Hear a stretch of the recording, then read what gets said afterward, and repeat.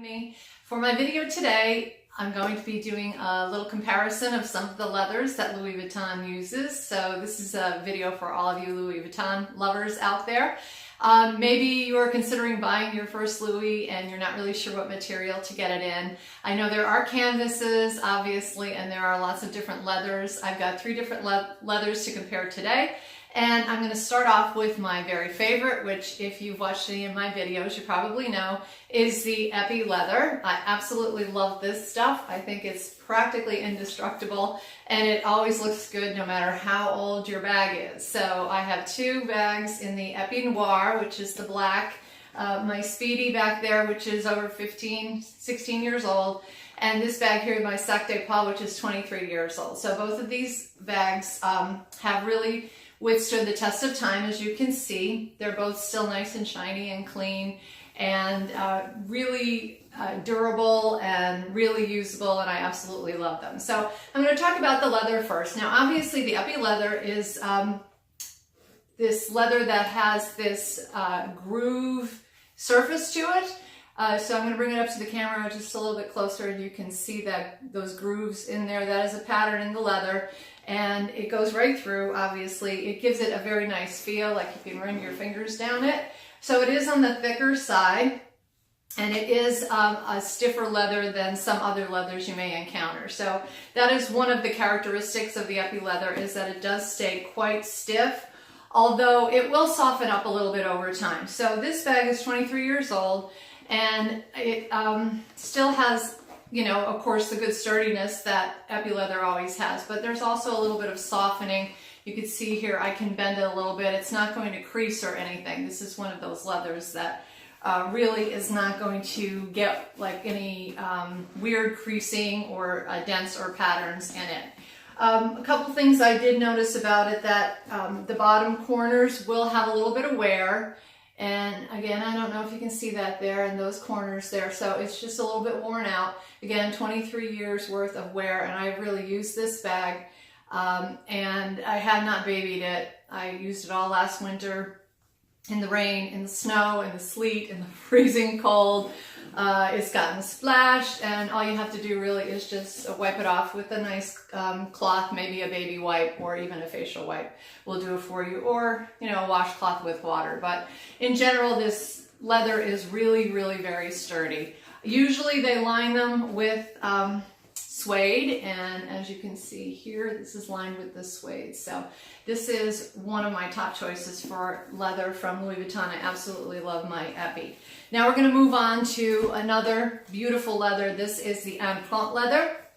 This is a little bit more pricey, meaning most of the bags that you would buy out of the Empriente leather are going to cost a bit more than the EPI ones generally do. So the difference between these 2 leathers is, of course, the pattern on it. Now your EPI is going to have those grooves, whereas the Empriente leather, like its name suggests, is going to be imprinted with the Louis Vuitton logo and the LVs and the little flowers here, so you can see them there.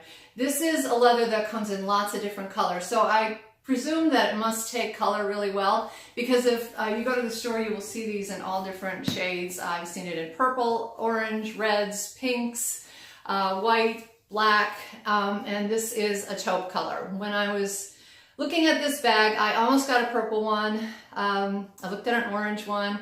Orange is not my thing, but it was really pretty. And then I spotted this in the taupe and I just couldn't resist because it is such a great color.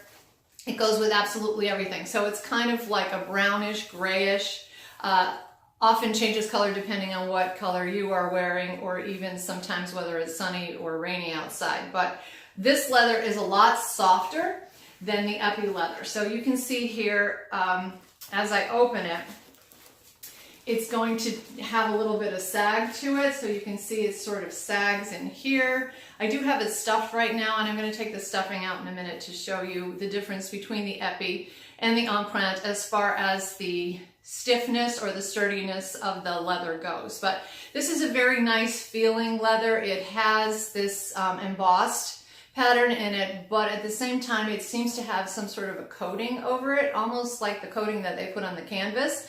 That's what it seems like to me, but it feels really nice on your hands and it feels very luxurious. It does wear quite well. I've, again, used this bag too quite a bit, right through the winter.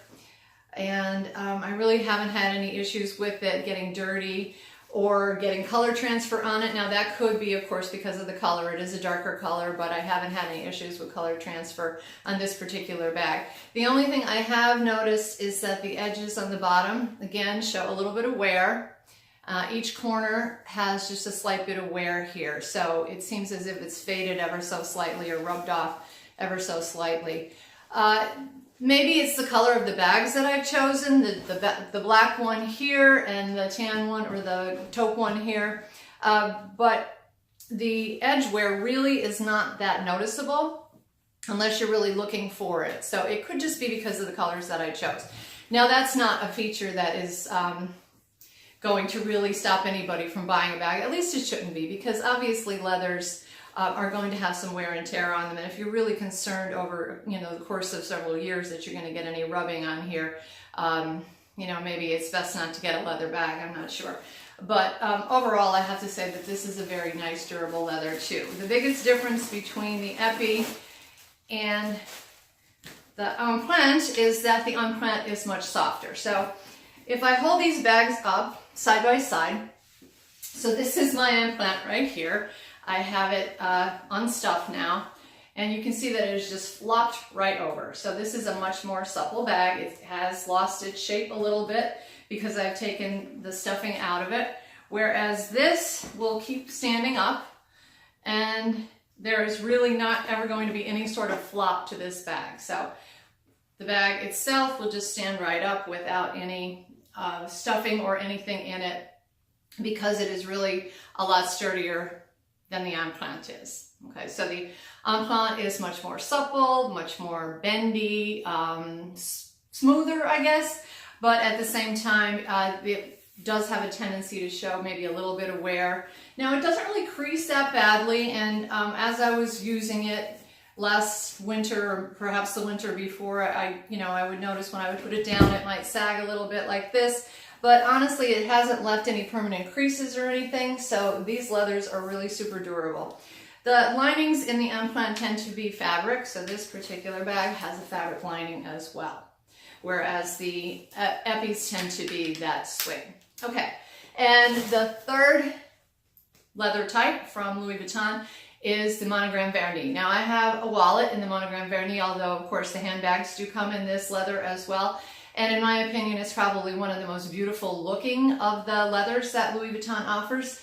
When they first came out, the jewel tones, the colors were just incredible to me. I thought they were absolutely beautiful and eye-catching. These gorgeous reds and pinks and purples. They have off-white, they have like brown colors, they have black, I believe, and so you really do have a lot of choices when it comes to the Monogram Vernis. However, this leather is the most delicate of the three.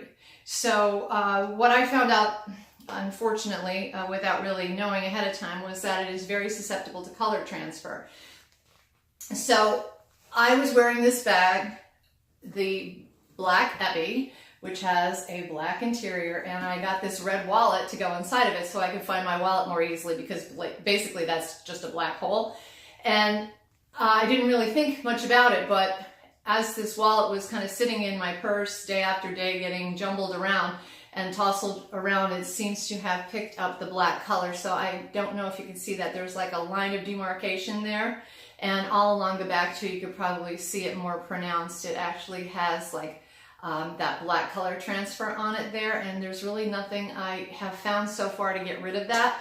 Unfortunately, it seems as if it's permanent. I have heard some really unfortunate stories about people who have put their Vernis purses down on like a magazine page or something, and it actually picked up the whole page and imprinted onto the Vernis. So they have like a, like a magazine page on their Monogram Vernis, and it's horrifying, but there's not a whole lot you can do about it. People have tried some pretty harsh things like nail polish remover and stuff to try and get out of it, and I wouldn't recommend that at all. I feel like it's just going to ruin the leather. But here's my wallet.